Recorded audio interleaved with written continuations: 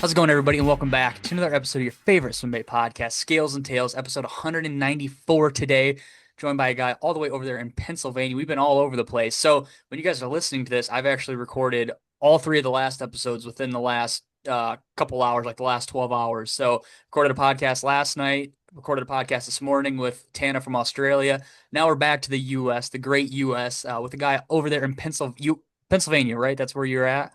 Pennsylvania. Okay. Yep. Okay. Pennsylvania. That's what I thought.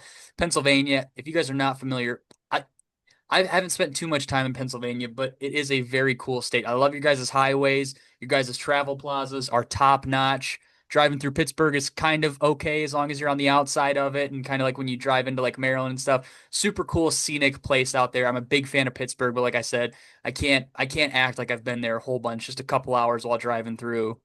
But yeah, dude. So we're joined by Mike Colfer. If you guys are not familiar, a guy who caught a lot of big fish last year in the state of Pennsylvania and continues to catch big fish in the 2025 season. We're going to pick his brain about how he does it.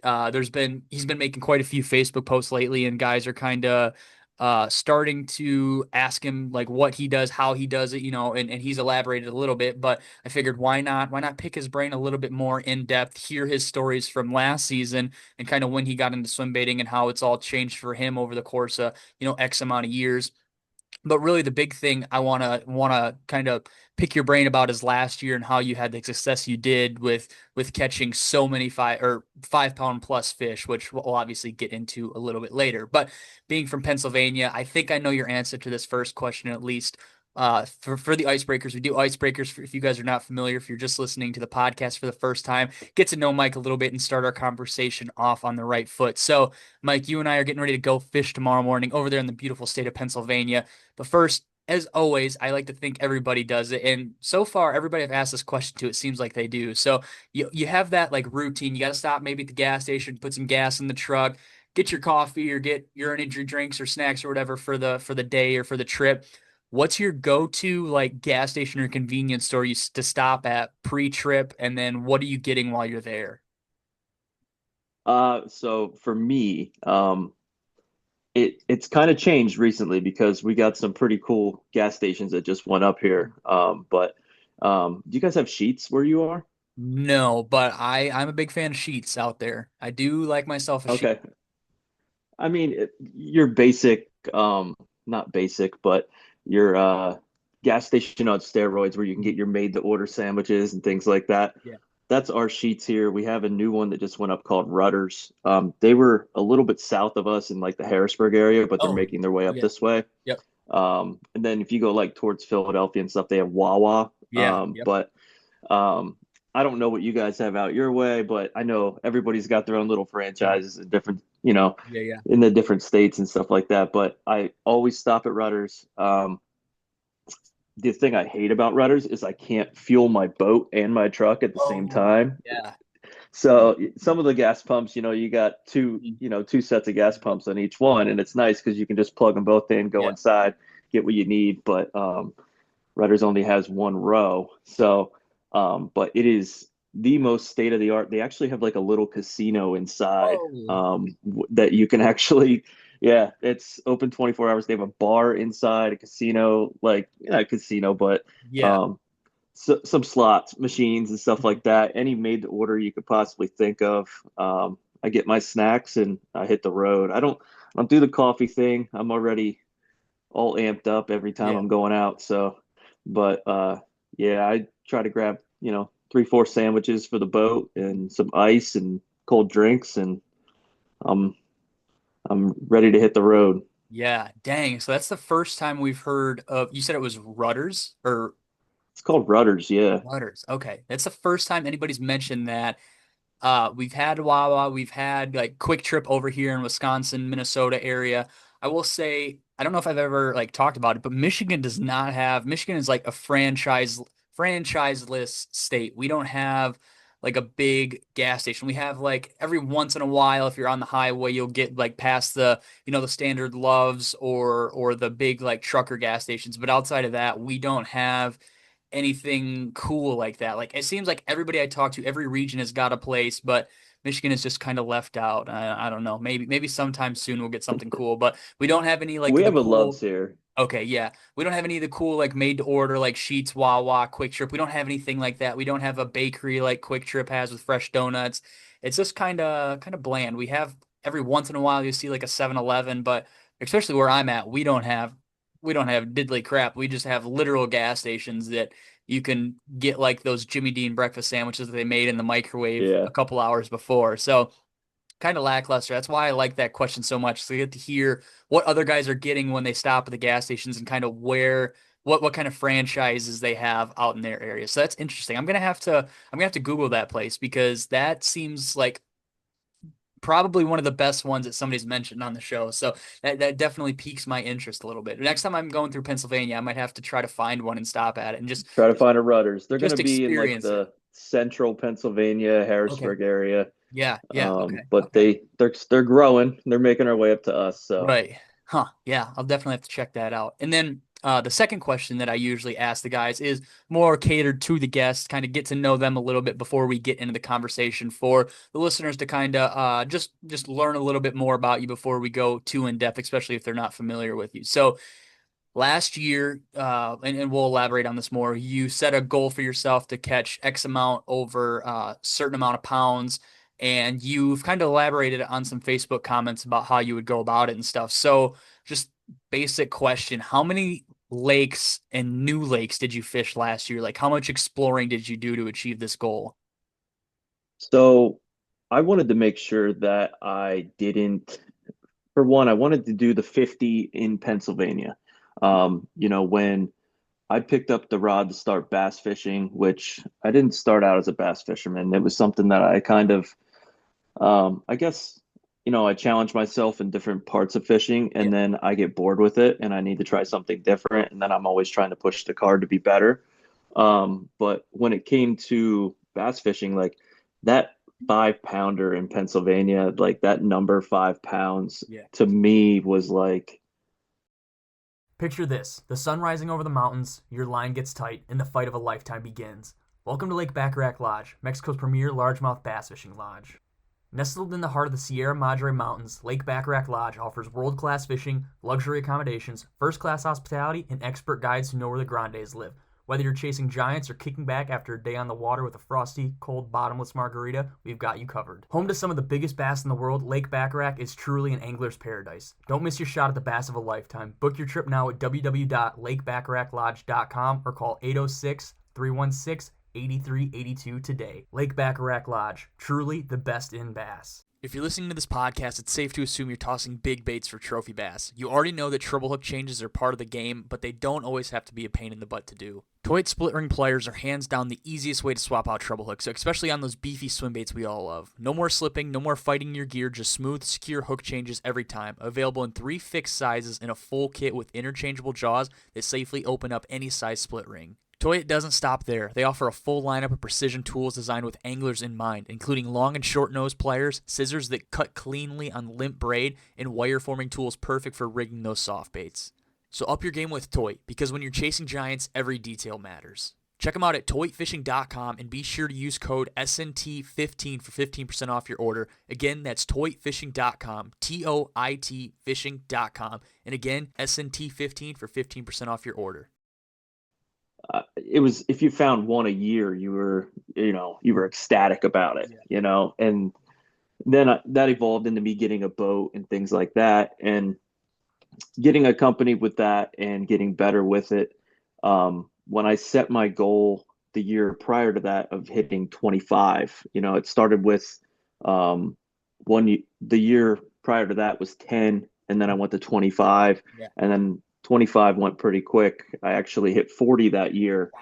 and I was like, wow, I need to hit 50. Mm-hmm. So swim baits actually changed the game for me. I was able to hit 50 by July of last year, and actually slowed down quite a bit and didn't really fish for big fish in the fall as much. Right.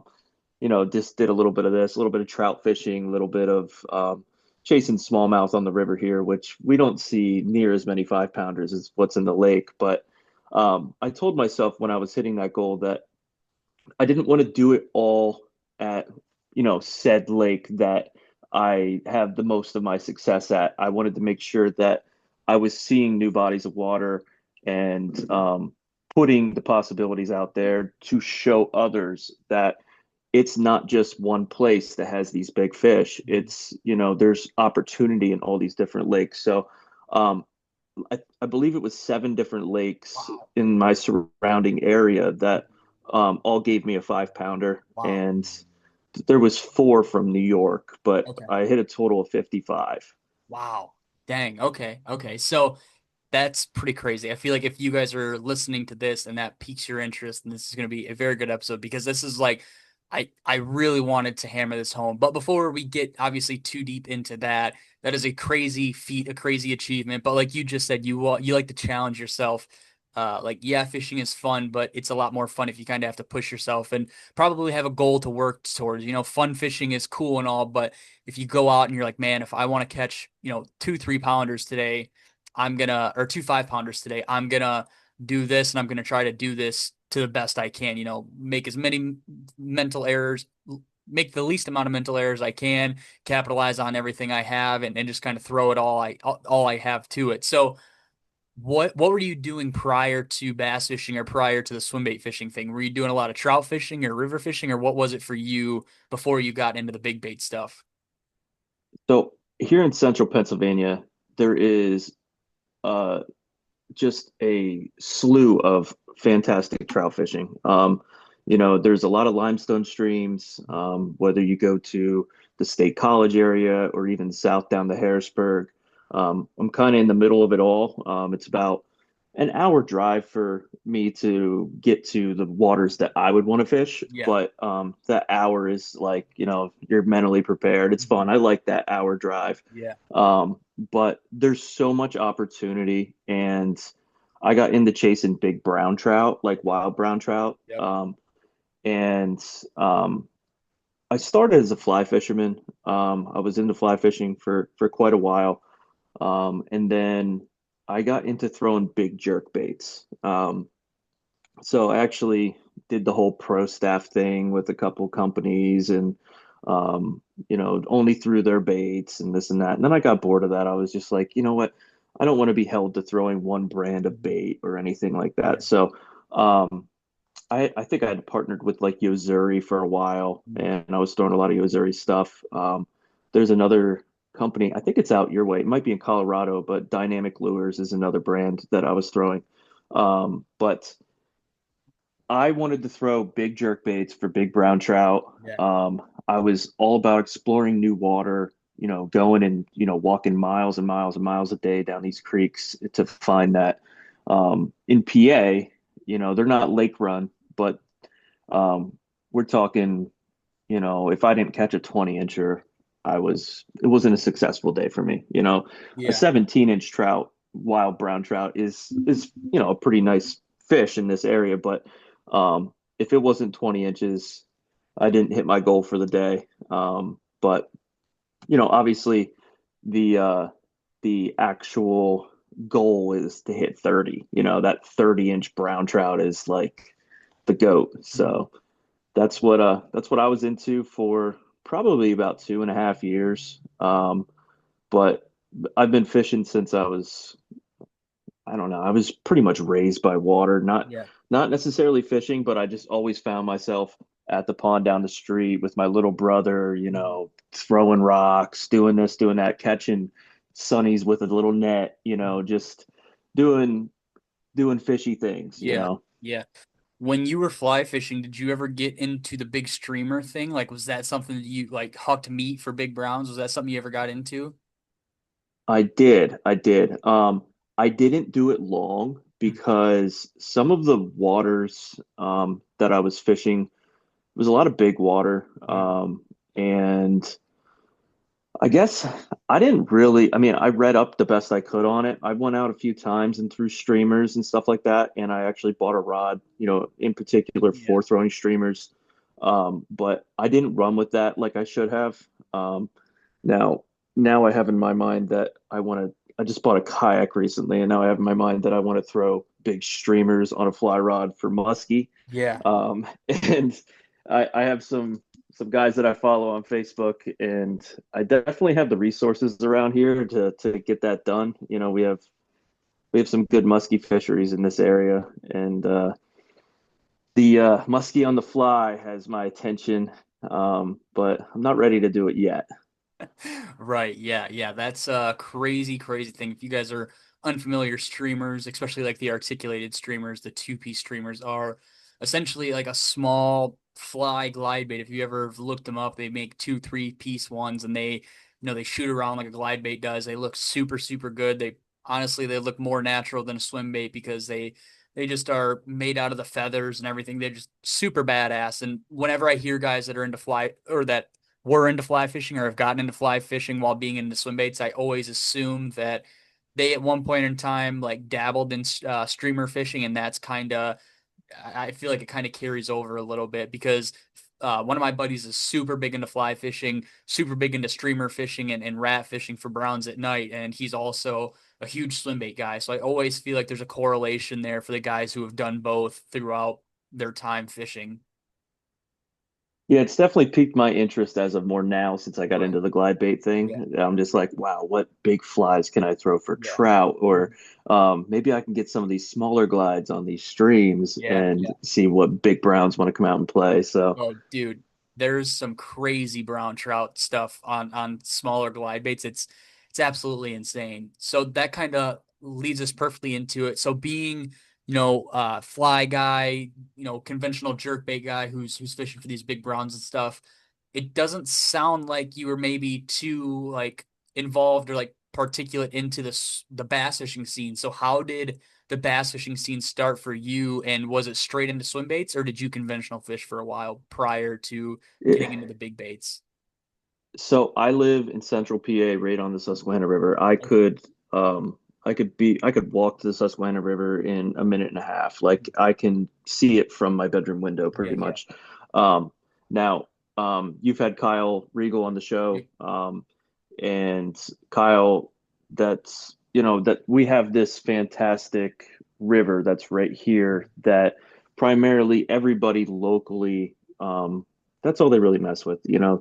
because it's such a great smallmouth fishery, and it goes forever. I mean, it's from New York to, the Chesapeake. Yeah, yeah. But it's just fantastic smallmouth fishing, and um, we don't have to have a boat. We can go beat the banks and catch threes and fours like pretty easily. I mean, there's an abundance of 3 and 4 pound Yeah. smallmouth. And conventionally, I was throwing, um, jerk baits, tubes, just your conventional tackle. Yeah. Um, and it's a lot of fun. I mean, expect we love it in the winter, and they school up in the holes and they Yeah. try to find the slack water and stuff like that.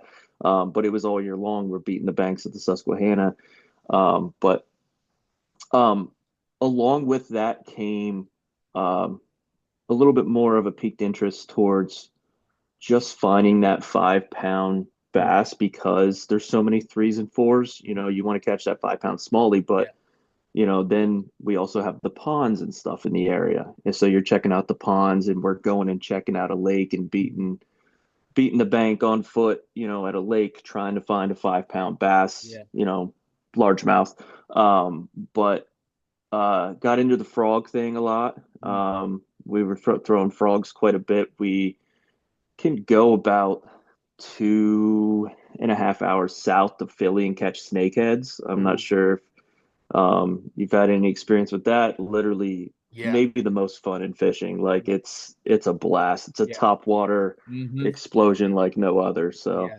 um, but yeah, the conventional thing, I was able to find a lot more 5 pound largemouth in like ponds and lakes from the bank than Yeah. I was able to find the 5 pound smallmouth beating the bank. And then the boat came, Mm-hmm. and the boat was really the game changer. Yeah. So, Yeah. And I feel like It's probably cheaper to bank fish for largemouth in a lake than it is to bank fish the river. You're going through probably so many tubes and jigs and everything else getting snagged up on bottom and rock piles and laydowns and stuff. So there's kind of a trade-off there too. Like it's a little bit lighter on the wallet from my experience as a river fishing. You go through quite a bit of tackle, especially if you can't go out there and try to unsnag yourself or walk down or float down in a kayak to loosen whatever snags you have. Yeah, 100%. Also, yeah, and, you could take a bag to a pond or a lake and just set it down. Yeah. When you're beating the banks, you're constantly Mhm. walking, and just you can't take a whole lot with you. But the stuff you do take, it's your best stuff. And uh, as you said, you're throwing bottom baits and stuff. You're just constantly getting snagged because of the current and Yeah. whatever structure decided to appear Mhm. from that last storm. So Yeah, kind of sucks in that sense. So, yeah. when did being in Pennsylvania, I know a decent amount of guys in Pennsylvania who are big bait fishing now, especially more so than like 5 or 6 years ago. When, like, do you know kind of what year you had stumbled onto swim baits and how that happened for you? Yeah, so to a little bit back to the boat thing. So Yeah. I got a boat in intention to, obviously seek more water, get out there to be able to catch bigger Yeah. fish. And being that the river's right here, my first boat was a jet boat Mhm. because our river's shallow. Yep. I got a 1860 center console G3 that I could run just about anywhere. It's Mhm. it's not the boat that I have now that I could ping off of rocks and Right. things Yeah, like exactly. that. But the G3 was I bought it for the river, and I bought it in February. I don't know what year it was. It's been 4 years, I Okay. believe.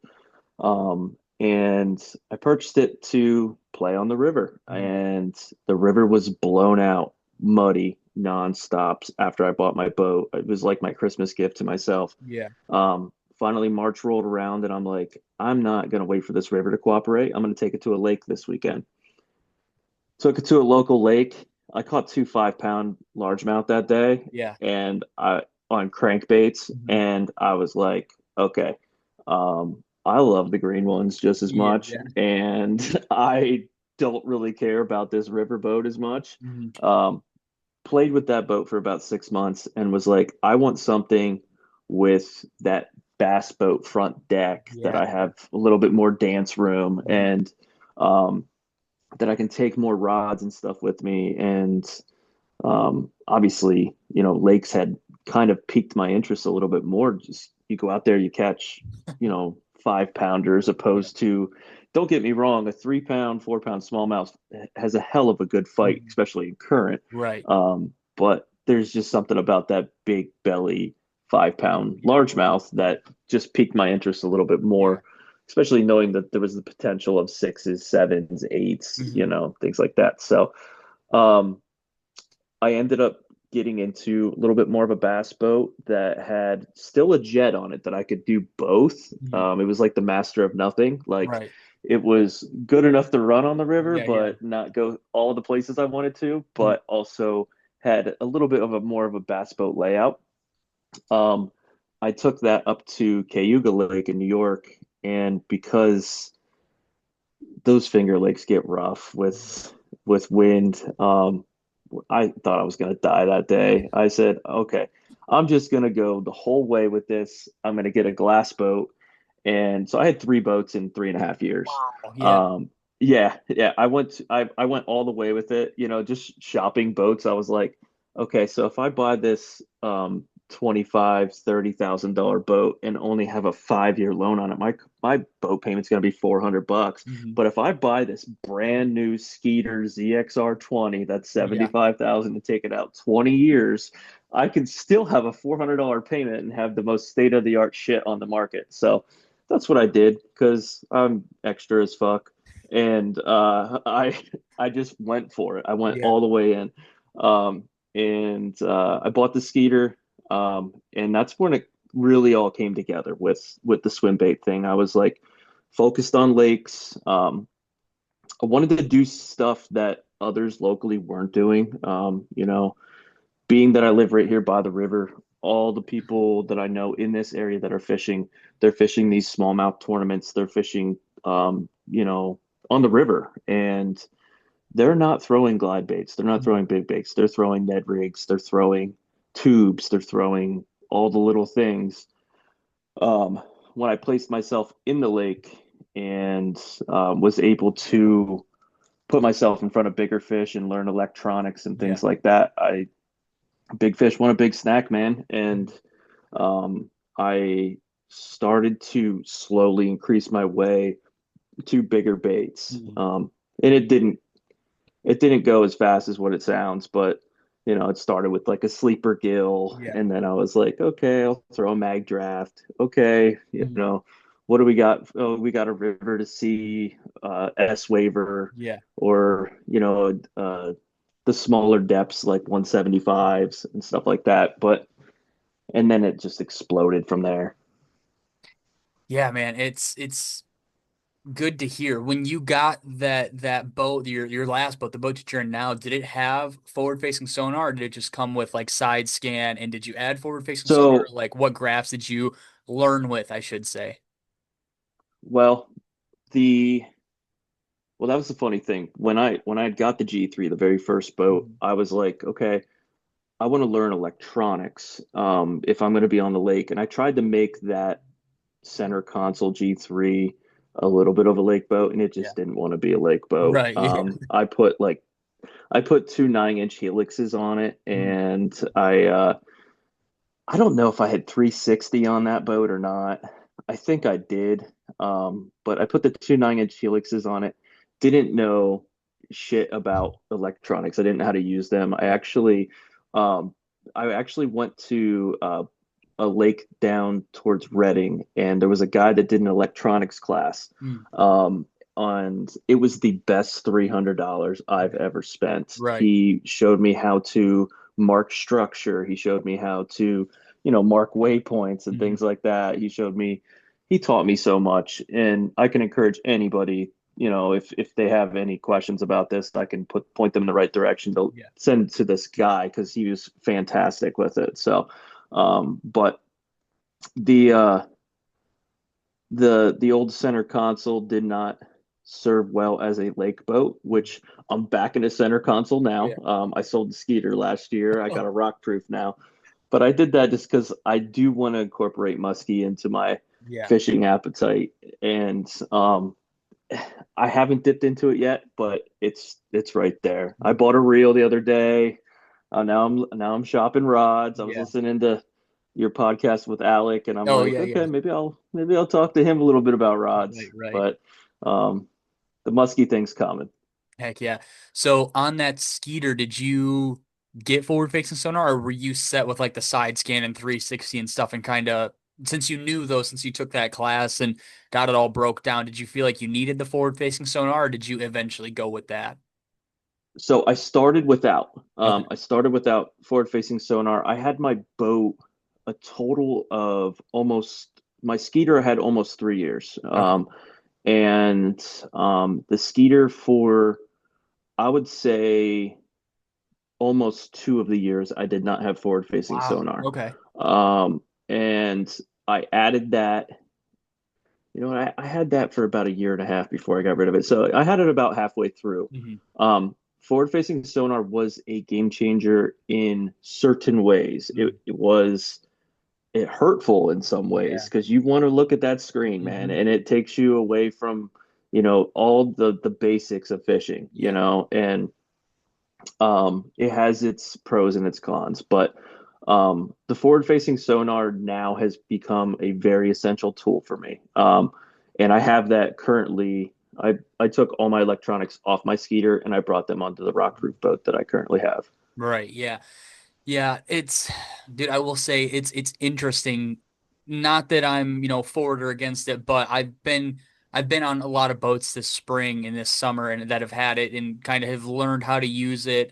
I'm not good with a trolling motor, so I'm terrible with scope. I can't even line stuff up. And I talked about this on an episode that I recorded yesterday, but like casting.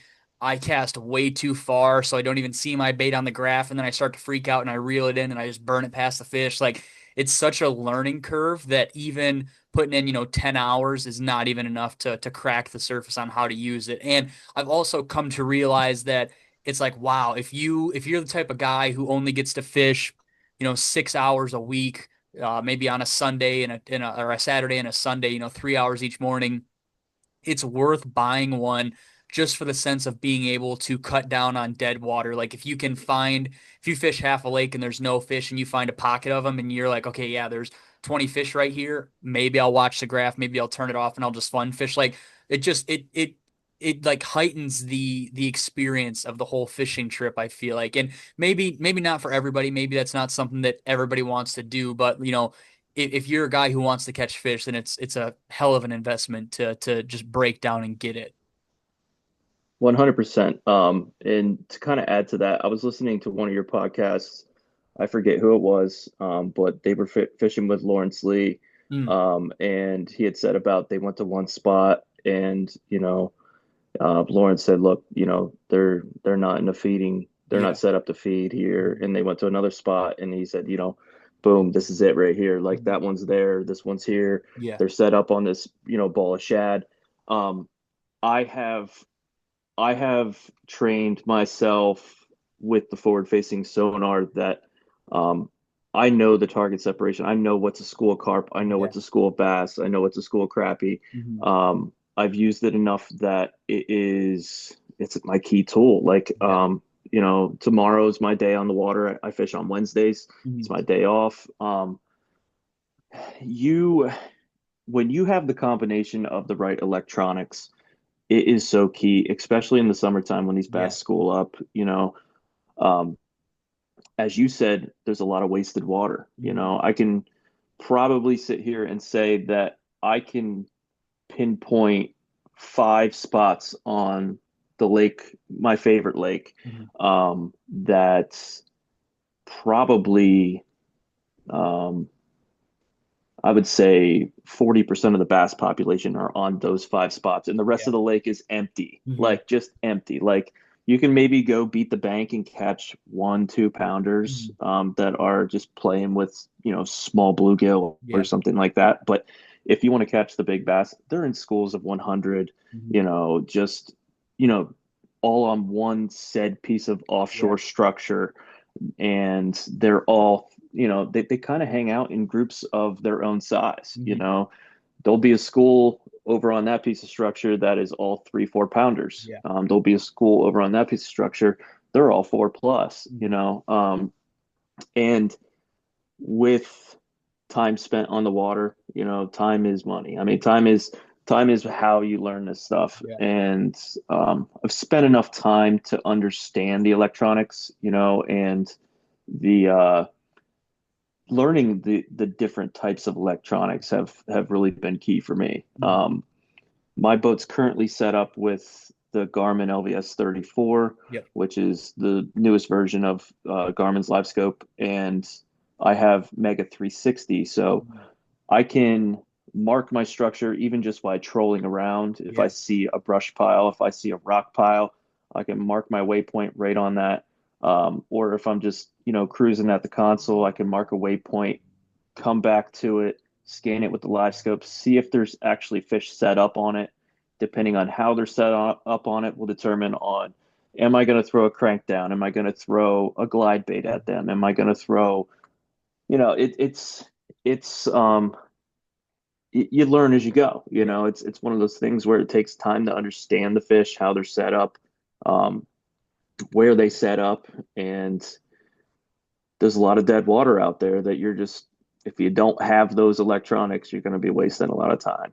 Yeah, yeah, like we were fishing a spot this Saturday and it was 60 foot deep and it was just a huge, essentially a 60-foot flat for hundreds of yards.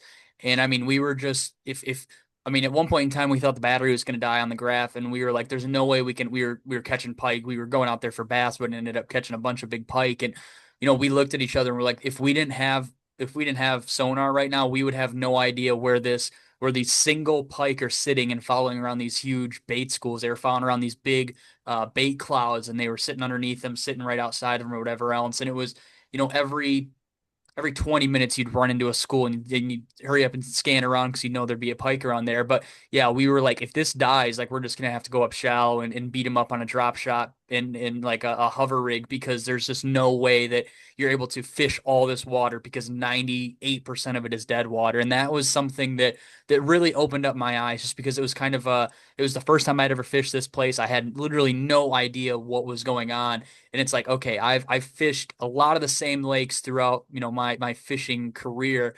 And I just know those lakes because I fished them so much. I know how the lake's set up, where these fish are. And this year I've been trying to explore more. And on the board, you can paddle around and catch some fish every once in a while. But it's also like, man, if I was in a bass boat and I could just scan everything, I'd have such a better idea after 2 trips on how these lakes laid out.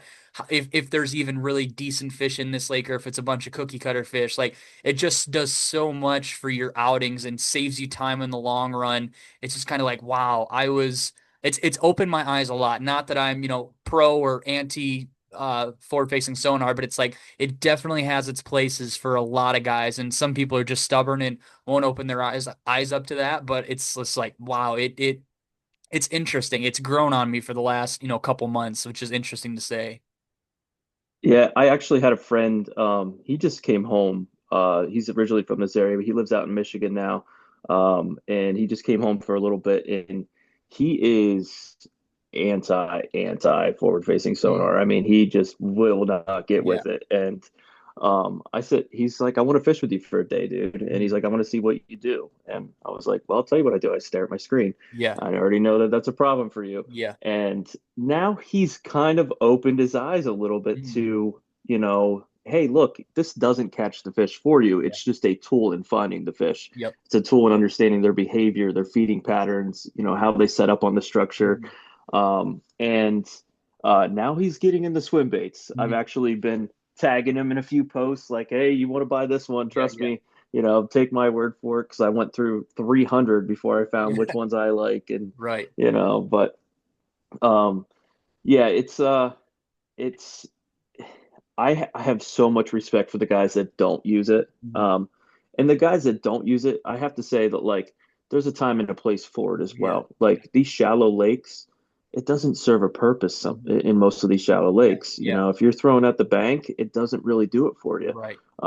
But I'm fishing for bass that are in 20 foot of water, Mm. and these bass that are in 20 foot of water, I need to know where my $400 glide bait is, that it's Yeah. not going into that fucking brush pile and that I'm going to lose it. I want to Yeah. see it, that I don't let it fall into the Right. brush pile. I want to get that thing back. Yeah. So, yeah, Yeah, it definitely makes sense. Do you know what part of the state your buddy lives in up here? I it's not Grand Rapids. Is it Grand Yeah. Rapids? Yeah, it's No. probably Grand Rapids. Grand Rapids, yeah. Yeah. So that's like, He that's where I've done a lot of my better fishing this spring is down in that area. That's where my girlfriend is. That's where a lot of my friends are who have boats and everything. Like, actually, that pike lake that I was just telling you about was down there, and I've caught a lot of good fish down in that area. But I moved back up north just because the fishing up here is so much better. Down there, it's okay, but it is not great by any means, in my opinion. Well, is the population of people a little bit of a damper on that? Like, is Um, it it's just like down there. I don't know. It may be the same out for you guys too, but there's more water up here, and the water that's down there, it's a lot of power boats because there's a lot of people down there, and it's a lot of private water. Like, all the HOAs have access to the whole water. There's no boat ramps.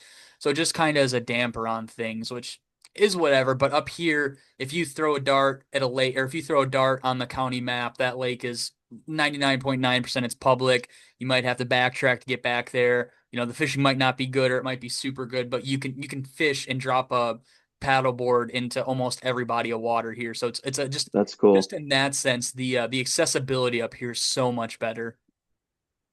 Yeah, I've even told him, like, I don't understand why you're not going out to, Lake Michigan, or Oh, like dude. going out to the Yeah. main lakes and targeting smallmouth, Yep.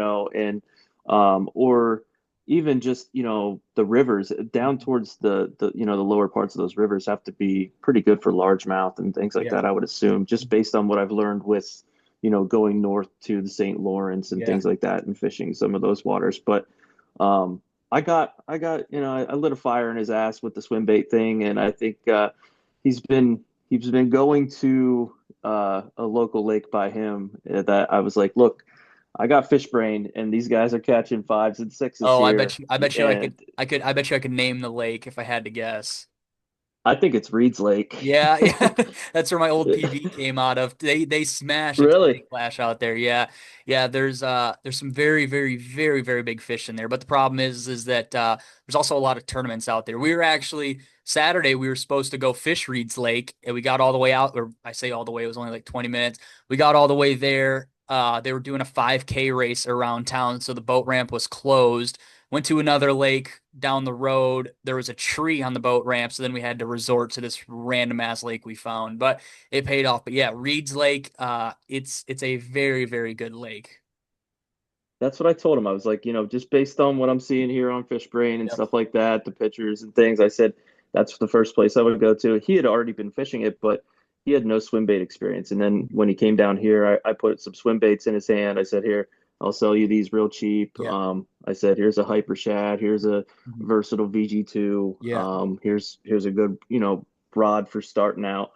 And got him set up, and I think he told me he lost his VG2. I tagged him last night. He posted on Universe, I looking for a VG2 because he lost his to Yeah. a 6 pounder the other night, he said. So I was like, all right, man, good for you. You're getting out there and you're giving it a shot. I know in the beginning the big baits were intimidating for me. I was like, like I said, I started out with a sleeper gill, and then I believe my first actual glide bait that I threw was like a Livingston Viper 7 Mhm. or something Yep. like that, cheap as shit, like Yeah. Yeah. $30. And then I said to myself, you know what?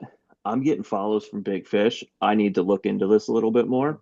Right. Um, I got on Swimbait Universe, and that was fucking intimidating. I Mhm. was like, I don't know all these different sayings. These guys, I Yeah. mean, I'm seeing UFO, SS, this, that. I'm like, Yeah. what Yeah. the hell does this shit mean? I'm Yeah. messaging Noah Rosetta. I'm like, Noah, what does this mean? What does that mean? And what is this worth? What Yeah. is that worth? Is this really a $300 bait?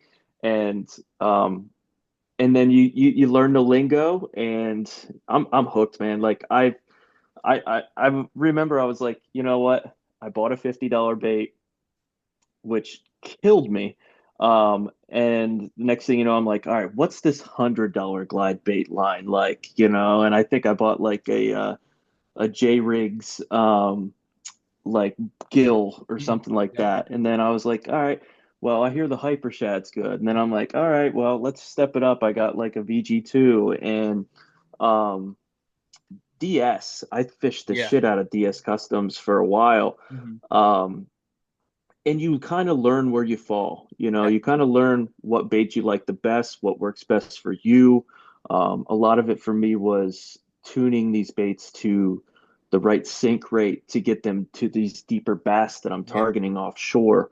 And that's kind of my thing, offshore bass fishing. So Right. Yeah. Tell your buddy if he gets forward facing sonar, he'll really beat him up out on reeds. Got some underwater islands I'm out there. Got a sunken boat out trying there. to There's talk all him into it. sorts I of good think stuff. I screenshot and sent him like the Bass Pro special that they have with Yeah. Yeah. the LVS 32 and Yeah. the Garmin screen. I'm like, dude, you can't beat that. Just Yeah. do it. Plus, You he can won't use it for regret ice it. fishing. Plus, he can use it for ice fishing too. So there's a selling point. Yep. I think he last year he kind of dipped his toes into the old salmon Mhm. steelhead thing Yep. too. So Yeah. And yeah. which I would love to live closer to that, but I've had my fun with that as well. Right. Right. What you just mentioned, like deep fishing's kind of your jam offshore. 20-foot flats and that sort of thing. How are you weighing your baits down? Are you using suspend strips or lead wire or kind of what are you doing? That's a good question. So, actually, it started out that I had watched a video by Ben Milliken where he was wrapping the hooks with like a solder wire Water pretty wire, yeah. much. Yep. And yeah, I bought some solder wire on Amazon and I was wrapping my hooks. And that's how I originally started to, mess with, weighing them down a little bit more. And it was a lot to learn them because you're like, all these baits are a little bit different and Yeah. they're tuned to perfection. And, I had to make sure that I was putting the proper amount on the front hook and the proper amount on the back hook, and or it would blow out and it just wouldn't swim right. Um, I'm a two-piece glide guy that they just kind of produce the best for me. But uh, then I was using the Zapu board weights. Mhm. And I mean, they you gotta place them right. You gotta cut them. You gotta make sure you have a piece here, a piece here, a Yeah. piece here. I do best either wrapping the hooks or I just bought those grenade weights that you can Oh, put yeah. right on the Yep. yeah, the grenades are great. Mhm. But so I'll mess with them sometimes. Anymore, I guess I just kind of sit and wait for it to fall. I Yeah. mean, half the time I don't even mess with adding weight. I'm Yeah. like, okay, these extra slow sink. And here's what I've learned. I actually had this conversation with Marty the other day. I was like, dude, I was having, I had Paul make me some baits that were a Mhm. little bit faster sink from Yeah. Fizz, and they are absolutely deadly for me in the deeper water. But sometimes that slower sinking glide bait, it's worth waiting for that to fall than to have something that's overweighted. And, because I don't know, I do feel as though um, your slower sinking glides do just have a little bit better swim to them Mhm. than if you weight something up very well. Yeah. But I agree too. And man, is it freaking boring counting down a glide bait or watching a glide bait for fall. sure, man. It's like, oh my gosh. And then you get hit halfway or three-quarters of the way back to the boat and you don't have a foul, and you're like, oh my gosh, I gotta go do this again. I gotta sink this thing back down there. Like, holy hell, I better Yep. I better find a fish on scope before I cast again. And there's such a science to it too. Like it took me, I told myself, I have to make sure that I don't just give up on this because you got to understand that you're going out there and you're fishing for big bites, and that's all you're fishing for is big Yeah. bites. Yes, you're going to catch smaller fish. One of the best advice somebody had given me was, look, bass don't have a mirror. They don't know how big Yep. they are, and I learned that very quickly when I'm catching 2 pound bass on a 9 inch bait. You Yeah. know what I mean? Like, or just even a pound bass or half-pound bass on a 9 inch bait that it's as long as him or her. Yeah. It's like, holy shit, this is so real. But the drawing power of these baits is everything. And with the the whole glide bait game has just been such a game changer for the big fish. It just totally made everything go way faster in Yeah. finding big fish. Right, right. Yeah, it just it makes it a lot easier. I think you're cutting down on catching a lot of those smaller fish, and it ups your chances of when that big fish sees that bait, it coming up to eat it. And even just like a 7 or 8 inch bait can do wonders for that. You're really weeding through a lot of the smaller fish that way. It just and it's not like overly big either. I think a lot of guys could get into it and pick up a 6 inch bait and catch a couple fish with it, and then after that, oh man, a 7 and 8 inch bait aren't really that big, so I'm just gonna do that. And I don't know, that's how I was when I got into it. I was really big on the Gantrel, and I caught a gajillion fish on the Gantrel before I upgraded. And then, dude, now you look at a bait and like 8 inch baits, 8 inch baits are kind of small. Like just looking at them now, it's like, oh wow, that's a pretty small bait. Like I could get away with fishing a 9 or a 10 inch bait, I think, for the fish that I want to go or the fish that I know are in these lakes. It's kind of funny how it works like that. You get like conditioned to a bait, and after a while, it's like this thing's kind of tiny. Like I can't believe I'm still fishing this. I need to go up to the next size or fish a bigger glide bait. Yeah, and you find yourself going back and forth and back and forth. And like I want to touch all the baits. I want to try all the Yeah. baits. what you don't have, you want, you know what I mean? And it's like, um, obviously everybody wants the same baits, but I will say that like when you have a 6-inch bait that absolutely produces like, um, the WRK 6.5, Oh yeah, that has been killer for crazy me, good. absolute Yeah. killer for me. Danny knocked it out of the park with that one, Mhm. but um, I just picked up the 8-inch. I'm excited to fish that. I just Mhm. put different hooks on it Dude, tonight before we started killer, talking. killer bait, killer Um, bait. yes, but then the 9-inch oxbow. I don't think the 9-inch oxbow fishes like a 9-inch bait. Mm. It is absolutely probably my favorite glide bait right now. Um, in a longer glide bait, but those two are my favorite right now. I can't say that. I can't even say that because I've been absolutely crushing it with the 7-inch thready. You know what Yeah, I mean? yeah. Like that thready is I don't know. I use it actually on top. Mm. I will pretty much use it as like a wake bait. Mm. Um, and I'll burn it a little bit and then I'll just kind of chop it, burn it, chop it, and I'll bring it over top of weeds or I'll wake it in the mornings. And it's been killer for big fish for me. Right. Yeah, it's I will say you said it about the oxbow. That 8-inch WRK, dude, that thing does not fish like an 8-inch bait. I think it's because it's so skinny and it's like the profile. Yeah. 3 pounders will just crush that thing. It's kind of I I think this is like the third episode in the last five that we've talked about it. But yeah, that bait is very special to say the least, and keep it limited on that. But moving forward, what are you weighing down your crank downs and stuff too, or are you like buying like the dredge or yeah, like the dredger from Bullshad or like super deep baits, or are you just weighing those down to be able to fish those deep?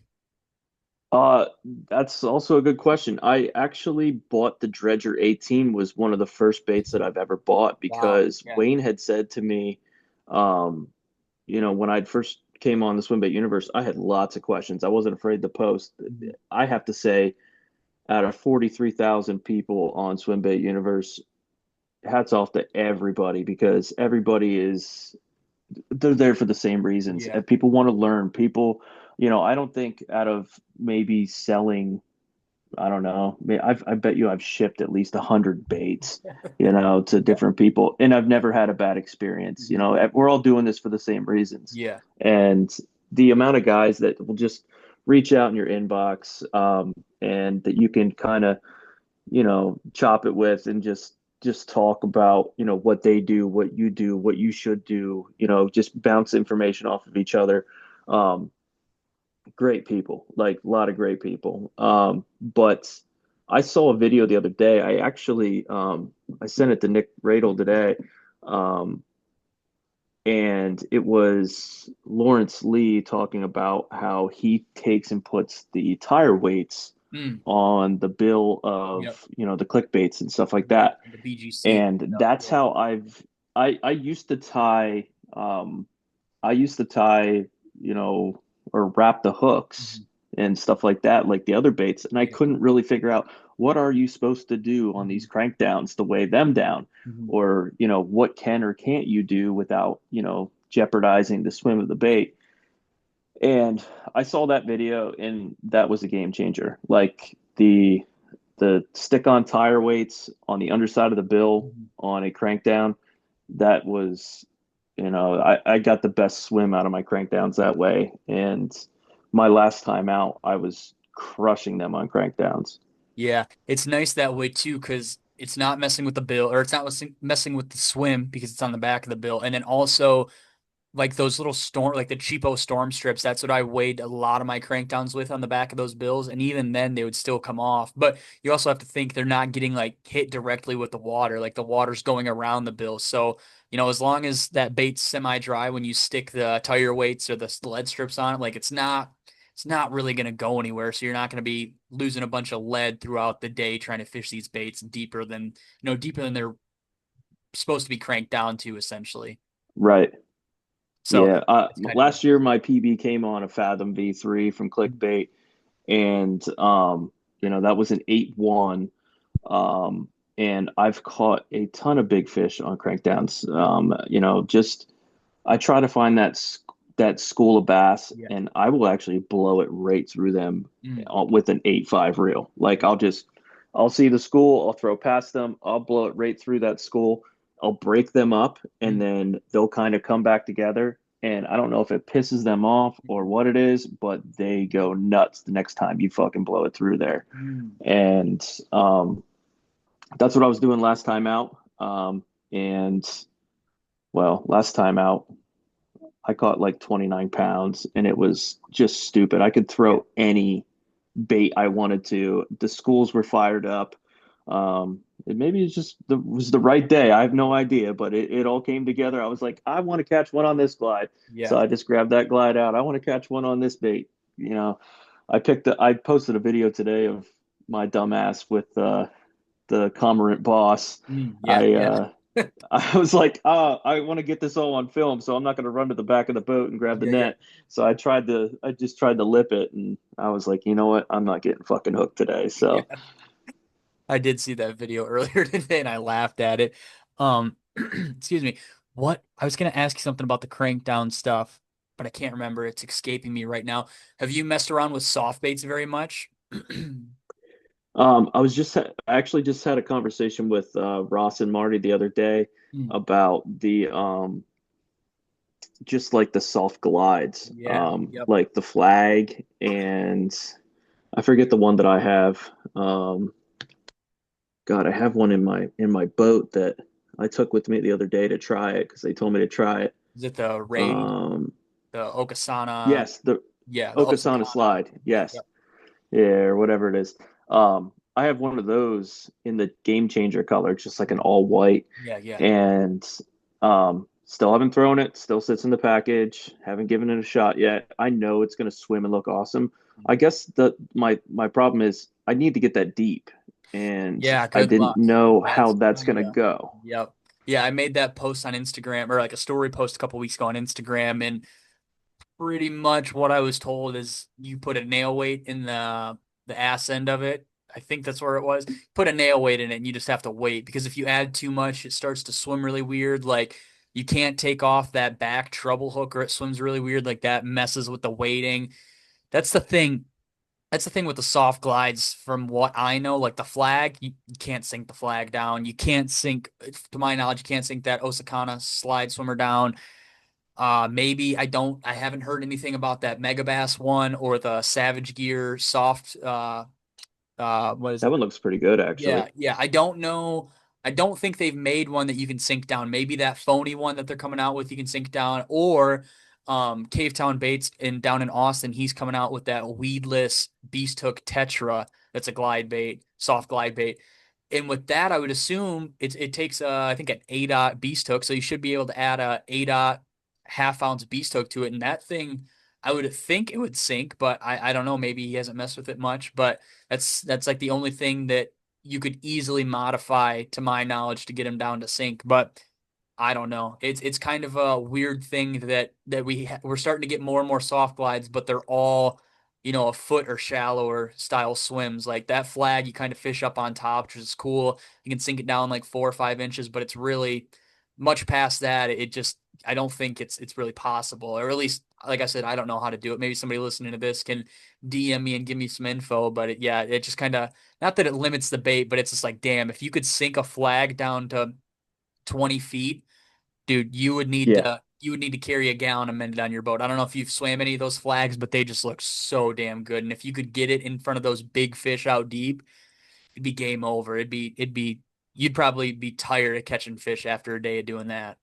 I'm gonna try it tomorrow. I'm gonna play with it tomorrow and see what I can do with it because I know where there's a couple schools sitting and they don't really leave those spots till about September. Mm, And like to put some I'd like to put a soft glide in front of them. Now, I do mess with, some soft paddle yeah. tails and stuff like that. Oh, I just purchased the Real Prey. mm, I think it's like a 7-inch perch or yep. something like that that I have not thrown yet.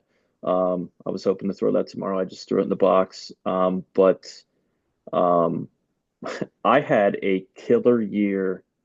Um, right before I got the forward-facing sonar, um, with burritos Mm. and the Savage Gear 7-inch 3D trout Oh yeah. was Yep. my go-to bait.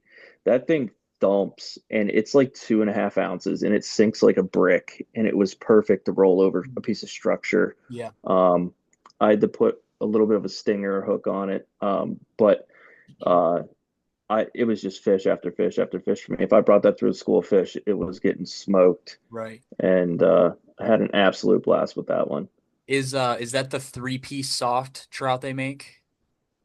No, it's just a one piece paddle tail, Oh, okay. and it's a top hook. Mm. Um, it's Hmm. a top hook, and it has a ring on the bottom that you can add like a Oh, stinger beautiful. hook on. But it's it's heavy. I mean, I think it's 2.5 ounces, Wow. and it's a fast sink, and it was lights out with that one. Yeah. Two things that you might be able to try. There is so those three-piece, I don't remember what they are, but they're three-piece trouts from Savage Gear, like a 7 or 8 inch version.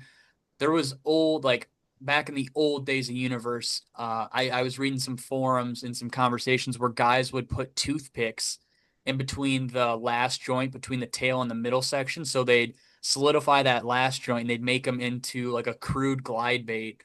I don't know how well I've they seen swam. that. I just know that that's a possibility. And then another thing, have you seen the performance, Eric Askey's performance fishing like A rigs that he's been making? No. So he makes like heavy, clear mono A rigs, but he makes one. Ah, man, I don't want to talk about it because it's really cool, and I was gonna do a video about it, but I haven't had any success with it. So anyway, it's an A rig, and there's four arms like usual, but the left and right and top arms are the blades, and the bottom arm I think is 17 inches of mono to a uh like a clip. And that's where you would put like a jig or a heavy soft bait or anything that's gonna like weigh that whole rig down. And then on the straight back arm, which would usually be like your normal, normal bait on an A rig, you put a floating bait. So you would put like a wake walker or, any wake bait or any floating glide bait. And essentially what that does is that rig will sink your bait all the way down to the bottom and then you impart your action so you can get a glide bait in 40 feet of water while also fishing a jig. And that jig weighs the whole thing down. You have a pulsating of the blades. It's pretty cool. He like designed it and used it for fishing glide baits and soft baits out on Mille Lacs out in Minnesota, and he's had some crazy success with it. I'll send you the link to it, but I know he's done it with the 250 on the back and a jig on the bottom, and it's a very interesting thing, and I've wanted to try it, but it's kind of more of like I think it's more of a forward facing thing, like where you see a fish on bottom and you Yeah. wanna you wanna present a bait that you can't either wait for that thing to get all the way down there, or in the sense of like a flag 255, you can't sink it. So that might be an option. I don't know if anybody's done it. I don't know if people are not talking about it or what, but uh that's something that might be of some kind of interest for you. Yeah, definitely. Always trying. I love just getting out there and just trying new shit. Like, and I think that's super key for high pressure lakes, Yeah. Um, you know, just here where I live, not a big area. I mean, a lot of people know each other, Yeah. especially the fishermen, Yeah. and I kind of let it out of the bag that I'm throwing big baits, and I know a lot of people that have tried and they did not succeed, but and God bless their bank accounts, you know what I mean? But like at the same time, there's a lot to it, and it took a lot of times of going out and failing to Yeah. learn um, exactly what it is that does work. And what does work does not always work. There's times that I go out there and I got to switch it up, Mhm. and I got to try new things and I got to put different baits in front of these fish because they get educated, and that's why I believe, ice out when beginning of the year, Yeah. it's these fish are completely reset Hmm. and maybe forgot about the things that tricked them Yeah. before. And, obviously they're feeding up for the spawn, but it's more than that. It's, you get a complete reset on these fish and you get to do it all over again. Mhm. And you show the same shit to a fish all the time. They're going to smarten up. Yeah. So, Yeah, exactly. So kind of diving into the last year you had with the 50 fish over 5 pounds, 55 counting the New York fish you were catching too. When you made that goal, was that just in the sense of like a challenge, did 25 and you achieved 40 the year before, so 50? Or did you kind of put that so you'd get out of your comfort zone, maybe fish a little bit bigger baits, fish a little bit deeper, get off the bank a little more? What was like the reasoning you had started this goal? I thought 50 was a pretty cool number. I mean, like just especially in PA, like I said, maybe um, the year before I got my boat, just bass fishing, at ponds and things like that. Um, I guess in PA, the 20-inch trout is Mhm. the juice, the Yeah. 5-inch bass is the juice. It's unfortunate that we don't have 15 and 18 pounders like down in Texas. Yeah, yeah. But a 5 pounder's just kind of that, it's that milestone, Yep. it's that threshold that Yep. everybody wants to be in the northern tier. It's just that number. And that uh, would have been 3 years back when I was trying to hit 10 over 5 pounds, but I didn't have a boat yet. Um, I caught nine. I missed my goal by one, and Yeah. that lit a fire under my ass. And Yeah. I got my boat, and I had quickly gotten to about, I think I was at like 7 or 8, and I'm like, I'm going to shoot for 25 by the end of the year. Yeah. And I had not been throwing swim baits yet or anything like that. Um, swim baits came from me in July of the first year I got my Skeeter. So July about 2 years ago. Um, it's been exactly 2 years at this point. Mm. Um, I bought my first glide bait, which was that Viper 7, and Yeah. then I quickly bought the Chad Spro version came out right at that point in time. It was right when they came out. Um, and I went out there. I couldn't even get my hands on the color that I wanted. I ended up buying a trout one. There's not even trout in the lake I was fishing. I went out and I just said, fuck it. I'm going to throw this thing all day until I figure this out. I had schooling bass they were in like 30 feet of water, but they were all just chilling in like 16, 17 feet in a big school. Yeah. And I messaged my buddy. I was like, what would you do to target these fish? And he said, can you get a jerk bait down to them? No. Okay. He's like, throw a Senko. No. And then he said, throw a fucking glide bait. Try a glide bait. Yeah. And I was like, all right, that's actually a good idea. So I threw a glide bait down to them.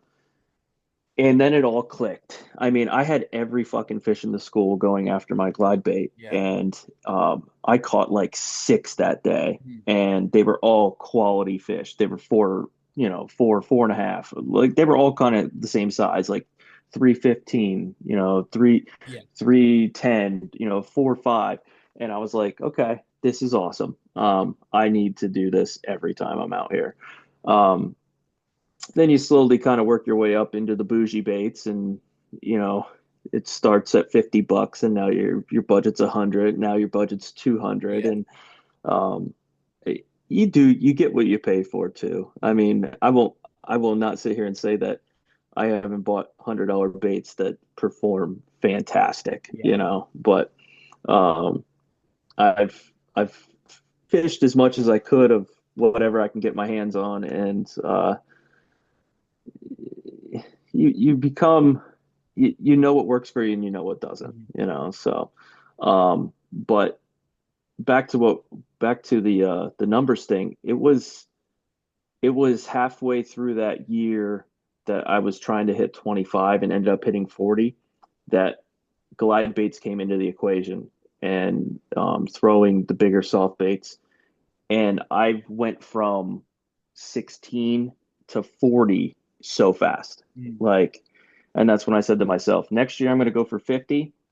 And I think a lot of why it went so fast for me and I was able to get it done by July was I got into the swim bait tournaments with like Trashy and Yeah. Piz and stuff like that, and I don't like to lose, you know. So I was out there grinding as much as I could and just trying to win. And along came the numbers that I needed, and I was able to get it done by the end of July.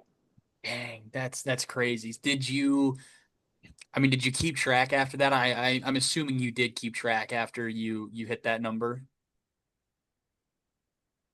Um, After I hit that number, like I said, I really slowed down. I Mhm. was just like, okay, I hit my goal.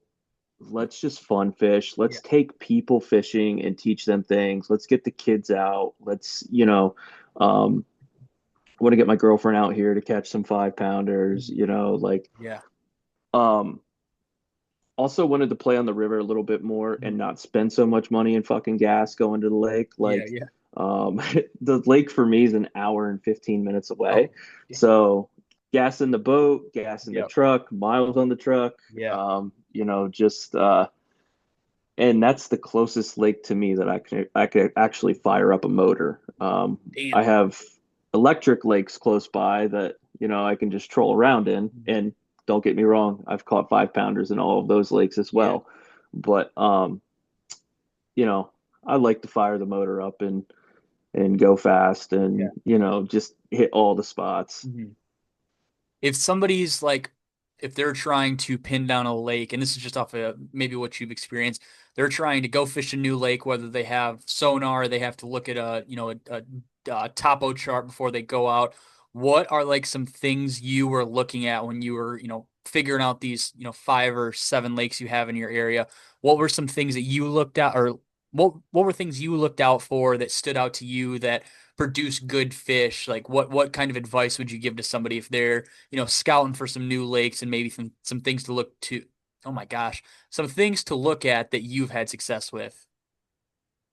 First things first is you got the internet now, Mhm. and the internet is killer. Yep. You can type right in Facebook the name of the lake and look at almost all of these lakes now have like forums of Yeah. like, hey, fishing said lake, and it'll show you just guys posting what their catches were. And hey, does anybody know the water clarity? Does anybody know, are these fish biting? And it Yeah. just a lot of guys will just put forth too much information. But at the same time, you got to protect your resources. Mhm. But at the same time, use that to your advantage. Yep.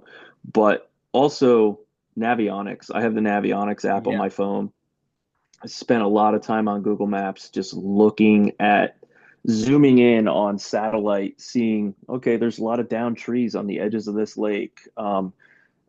Trying to find the Game Commission maps of the lakes showing, the contour lines, depth, underwater points, Yeah. things like that. Where there's fish crates, where there's, any kind of offshore structures Mhm. that might interest me. When I then get to the lake, obviously I want to check them out first with sonar. I want to mark them as waypoints. Mhm. And then if you do indeed have live scope, you want to go back over them with the live scope to see if there's anything set up on those structures. But if you don't have live scope, read the water. I mean, you go out there, you try to get as close to those structures as you can. Our fishing game commissions do a good job at putting, um, they'll put tires in or this or that to Yep. create fish habitats. And just knowing like underwater road beds and Mhm. stuff that you can actually see via satellite imaging. Mhm. Yeah, yeah, exactly. There's so many resources out there. That's as crappy as it sounds, you go on Fish Brain and you have a couple younger middle school kids who have caught a couple, upper fours, mid fives, and they post them on there. Well, guess They're who's going posting them there? as sixes and sevens. Yeah, And yeah, yeah, I yeah. was Guess on the who's? other day looking, and it was like 20 inches, 8 point Oh or yeah, 8 pounds, 6 ounces. And I'm just like, Oh, okay. Wow. Yeah. But good for you, man. Yeah, exactly. But you use that to your advantage. You explore, you find new lakes that way. You find out if they have good fish or if there's been people that have been fishing it or, if there's any sort of history behind that lake. Fish brain, like you said, all the forums. Another thing, Instagram, if you go on the locations, you type in the lake and go to the location tag and you see all the pictures. That's another pretty good one, relative Yeah, that might not all be YouTube as fishing, but well. yeah, yep, YouTube as well. You always got your GoPro guys out there in kayaks and things like that that are, posting advertising. videos, yeah, advertising the lakes, Yeah. basically like, hey, we were at, such and such lake today, Mhm. and, they were fishing Sankos or Yeah, whatever they yeah. were fishing, but it doesn't matter. You get a hands-on view of that lake, where they were on the lake. Hmm. I can pick a tree out, in somebody's photo and be like, Yeah. look, dude, I know exactly where you were Yeah. and I will be there tomorrow, Right, right. Um, yeah, you gotta, you put your work in and you can really figure out where these fish are. Another thing I like to do is I like to know the food sources in the lake. Mhm. If I'm going to check out a new lake, is it stocked with trout? Right.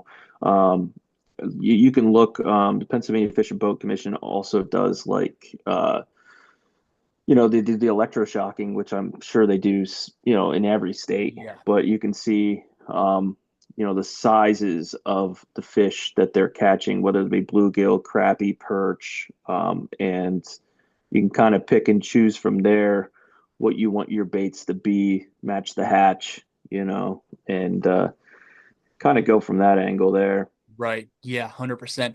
What are a couple of your combos that you're using? I'd seen one in your boss video that you posted this morning, but like what's like maybe 4 or 5 year layouts that you're leaving on the deck? Yes. So I tried to play with the round reels. Not a fan of the round reels. I don't know what it was. I tried to love them. I bought some. I bought a 200 Conquest that was tuned by Mello that I bought from like Corey Hatfield. That Mhm. I was just like, oh, I'm gonna love this thing. This is gonna be awesome. And I ended up landing on. I started cheap, obviously. I had some cheaper F5 rods when I first had started out. And then I think I had them paired with Corrado 200 DCs, Mm. um, and slayed a lot of fish on that. Yeah. I mean, I tend to throw fluorocarbon. I Depending on what baits I'm throwing, I like to have a couple reels that have like 14 to 16 pound fluoro. If I'm throwing like a thready or if I'm throwing something smaller. But I do like to have a couple rods with 20-pound fluorocarbon on them as well. So um, the my go-to reel, I have 5 on Terrace DC um, monster drives. Yeah. I just love them. It took me a while to get to that because they're fucking Right. expensive. Yeah.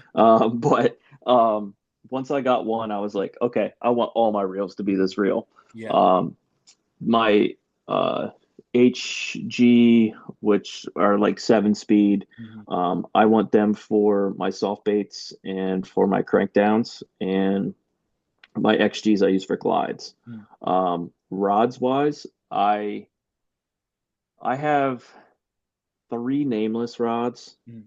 and absolutely love them. I have one Leviathan Omega. Um, I just sold. I just sold Zodius 7.9 extra heavy to my buddy from Michigan, Yeah. and that's what he's using right now. But I cannot say enough about the 7.7 X Pride. Mm. Um, the 7.7 X Pride, it's a mod fast. It is, I think it's rated 2 ounces. I throw 3 ounce baits on it all the time. Right. But I I either have that rod in my hand Mhm. or the nameless rods in my hands. Okay. I can't say that. It don't fucking whatever rod I grab and pick Yeah. up. It really, you know, if I have snaps on or something like that, I'm quickly changing out a bait. Whatever Right. rod's in my hand at that point in time is just whatever rod's in my hand. Okay. But Yeah. Yeah, that makes a lot of sense. I'm gonna have to check out that rod because you said it wasn't the X Pride. It was, or was it the X Pride you said? yeah, 7.7 X Pride. 7.7 X Pride. All right, I'm gonna have to check that out. That piqued my interest. I just want to see it, see what it's all about. But that's interesting. Definitely gonna check it out and maybe see if my buddy has one. My buddy's got all sorts of rods, so who knows what he has. But yeah, so it's interesting that you are those all the swimbait rods you have, or do you have like a couple just spare ones, sitting in a closet in case something happens, or I are do those have pretty much spare ones. everything? Yeah. Yeah, I have some spare ones. I have a destroyer poker that I use for my soft baits. Mm. And I have a let's see, I have a St. Croix swim bait rod that just kind of sits in the corner.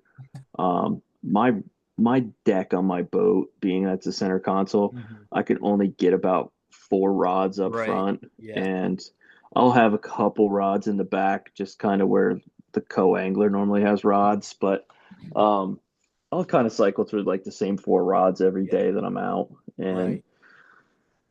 I tie up, I put on what I can and get it up front with me, and Mhm. then if I want to switch out to something else, I try to have a crank down up there. I try to have a deep dive, like a real deep diver, Yeah. um, and then I normally have two glides on. Mm, mm. Last question I have for you. What scale are you running? Talking about weighing all these fives and stuff and fishing all your tournaments and stuff. So I assume that you probably have a Rapala, but do you have like a Breckenell that you use or maybe one of those Bubba scales that you use when you're just like fishing for yourself or like what's the go-to scale for you? I have three Bubba scales. Okay.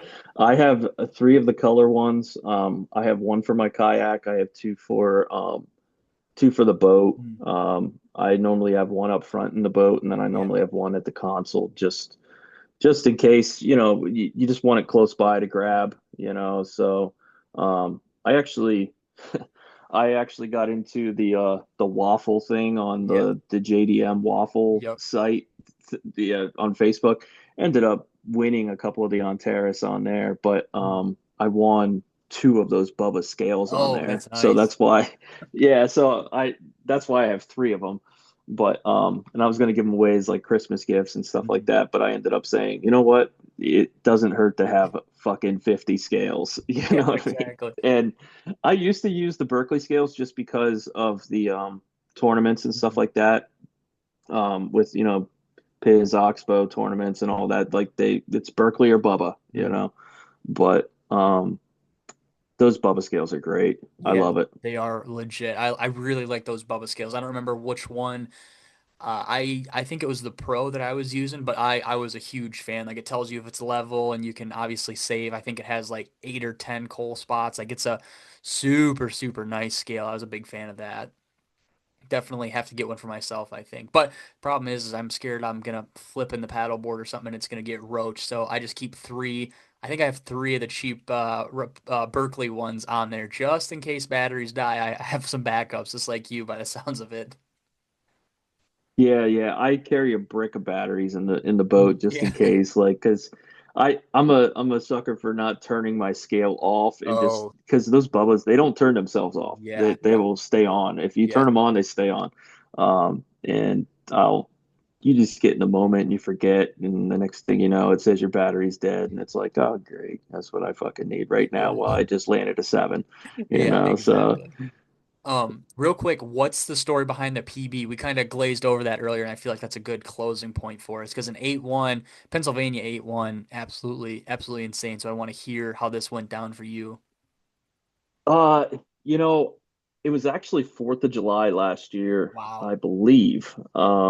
I think it was the 4th. I think it was a holiday. The lake was absolutely pounded with pleasure boaters and stuff Mhm. like that. And I was like, I have to fish deep, and I got to find schooling fish. I came, I kind of went outside the box that day, and I went up into a no wake area and just did a little bit of graphing. Mhm. And I found a stump that had a little school bass on it.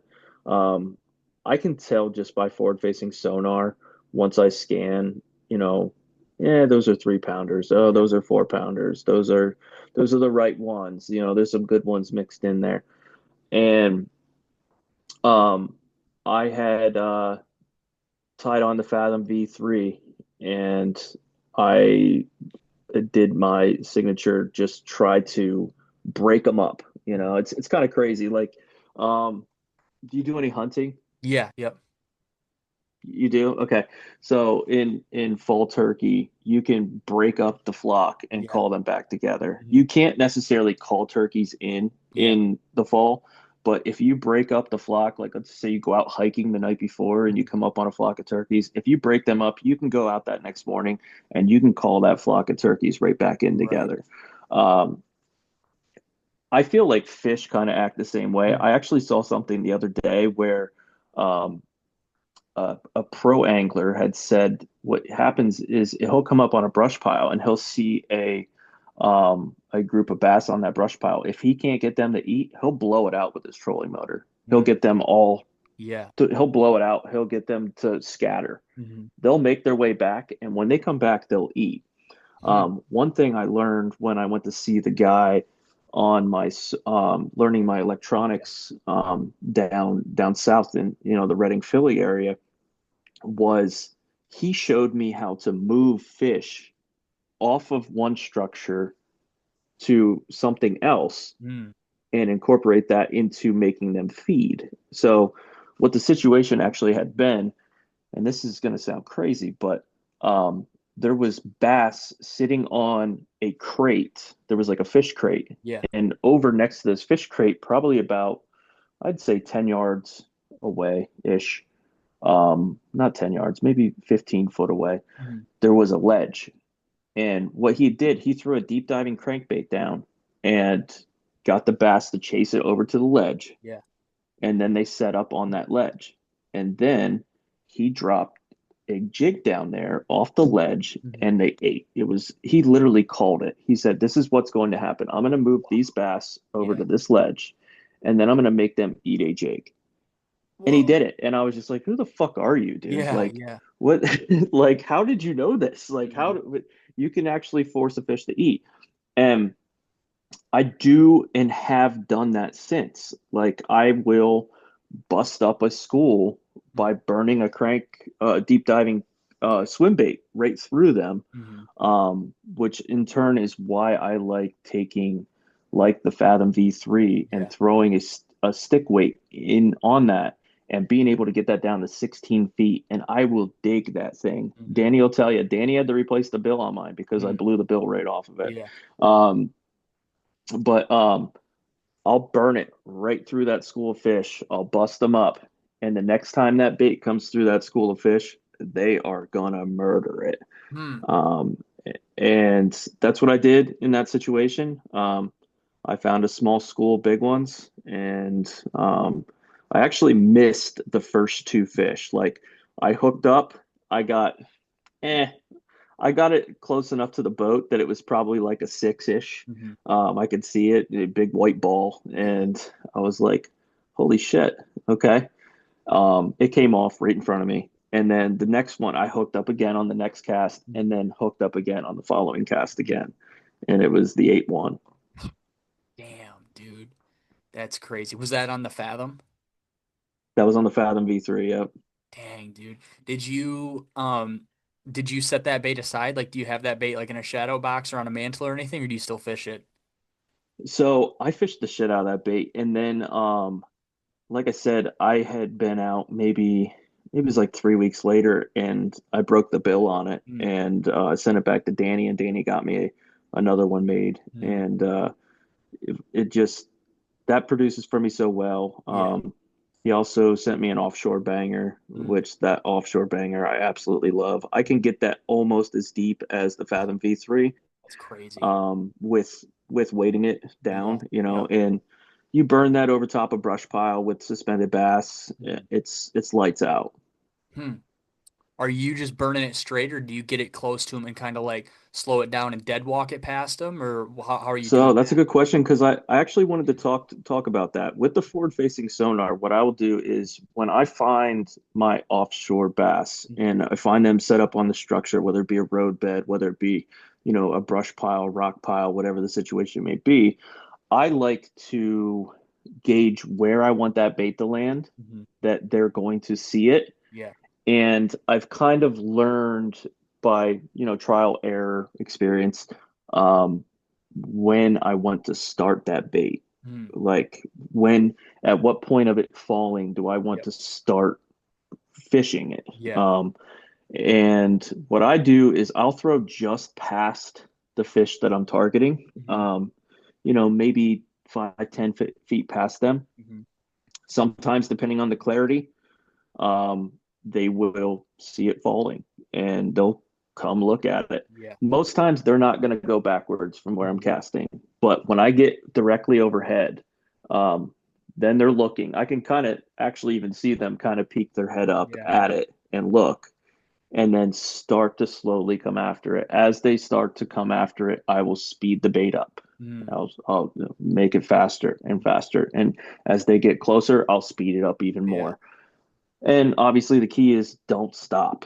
Even though you see them coming, even though they look like they're about to strike it or they are swinging and missing, never stop. Yeah. And that's kind of the key. Make it escape. Hmm.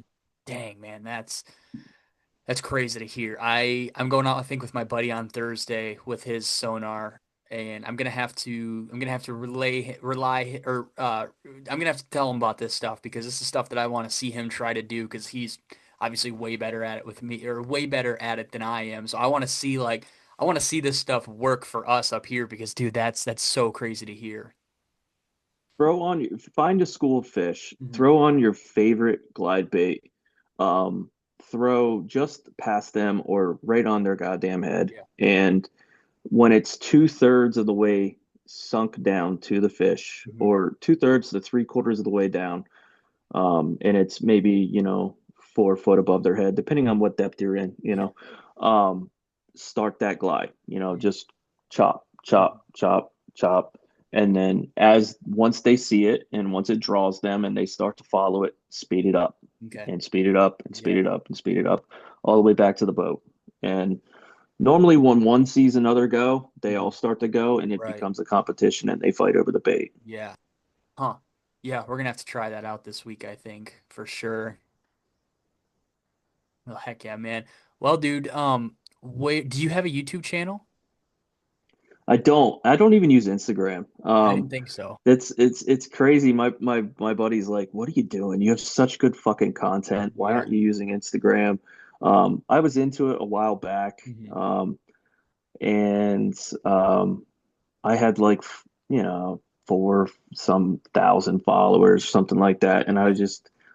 I got sick of Instagram. It was like such an eye for an eye. If you don't Hmm. follow me, I won't follow Yeah, you. If yeah. you don't comment, you gotta like comment on everybody's Yep. comment. And it just, I got burned out with it. And I was just Hmm. like, I'm just gonna post what I fucking catch on Facebook. Yeah. And if you like it, you like it. If you don't, move on, Right, right. Yeah. Well, if you guys are on Facebook, go on Swimbait Universe, type in Mike's name, and just scroll through the stuff that he posts because there's some crazy stuff on there, some crazy videos, some crazy pictures, some crazy stories. And you're not shy about like telling guys like what they should try. I saw one comment where a good dude's like, "How did you catch so many 5 pounders last year?" Like I live in some state and I don't even think I have any 5 pounders here. And you just kind of laid it out for them, and whether they took that advice or not, that's what I had seen, and I was like, damn, like this is like if I was a guy who needed to be pointed in the right direction. This is somebody who I would definitely at least listen to, entertain the thought that I'm listening to, because it seems like you know what the hell you're doing. no, I get joy in taking people out there and teaching people and stuff like that. You got to learn somewhere. Mhm. I don't give the, there's, my inbox blows up with tournament anglers quite a bit. Just Mhm. like, hey, do you want to fish this tournament? And Yeah, I'm not a tournament guy. I don't right. like tournaments. I like the swim bait tournaments Mhm. because I can't, you can't rush me when I'm Right. fishing. That's my manta, man. Like that's Yeah. That's my therapy. I go out there, I'd like to take my sweet ass time. I dissect the water. My buddies joke that anytime I own a boat, that you can just expect my boat to not have but 15, 20, 30 hours on it after like 4 years Yeah, yeah, because I'm on the trolling motor always. right. I take my time, dissect any piece of water, Hmm. and I don't like to be rushed. Yeah. I make the best of it when I'm out there, and with a tournament, like not just some of the bass anglers I know in this area, just there's a lot of shit talking. Oh There's a yeah. lot of um, you know, it, your guys that follow you or your guys that are running your name through the dirt because you won't take them fishing Mhm. or something like that. Yeah. I don't want I don't want I don't want to go out there and be like, well, you have to be back at this time and we got to hurry up and catch Yeah. five. Like, I just want to go throw big fucking swim baits Mhm. and take my time doing it and Right. not be rushed. Yep. That's 100%. why I like these swim bait tournaments. They're month long. When I get out there, I do my thing and um, I have I have fun with it. Right. Yeah, 100%. And that's But like but what that's you're the saying, thing. my inbox is open. If you have questions, don't hesitate to ask. I love answering questions. And you got to learn somewhere. I'm still learning so much. Mhm. Um, there's a few guys in particular on Swimbait Universe that have taught me a ton. I talked to Corey Hatfield quite a bit. Yep. Marty Heben. Marty's a fucking wizard. You should consider having him on Yeah. here. He just is so educated when it Mhm. comes to all the things. But uh, yeah, it's been a learning curve for me. It's been probably the most fun 2 years of fishing for me.